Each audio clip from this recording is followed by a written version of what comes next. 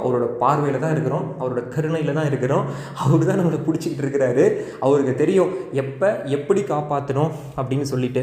இதே கர்ம வினை அப்படிங்கிற ஒரு விஷயம் எடுத்துக்கிட்டோம் அப்படின்னா, முடிஞ்ச அளவுக்கு அந்த கர்ம வினையில் நம்மளால் எதை தாங்க முடியுமோ அதுதான் அவர் வந்துட்டு கொடுப்பார்.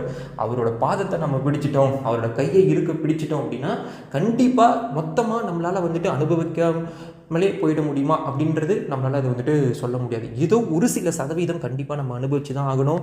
அது வந்துட்டு அவரோட பார்வையில் அவரோட கருணையில் அது நடக்கிறப்போ கண்டிப்பாக அது ஒரு மிகப்பெரிய வழி நமக்கு தராது அப்படிங்கிறத நம்ம வந்துட்டு உணரணும். அப்படியே வழி தந்தாலும் நமச்சிவாய நமச்சிவாய நமச்சிவாய நமச்சிவாயன்னு சொல்லிட்டு அவரை நினச்சி உருக உருக உருக கண்டிப்பாக அந்த வழி எங்கே போகும் அப்படின்றதே நமக்கு வந்துட்டு தெரியாது.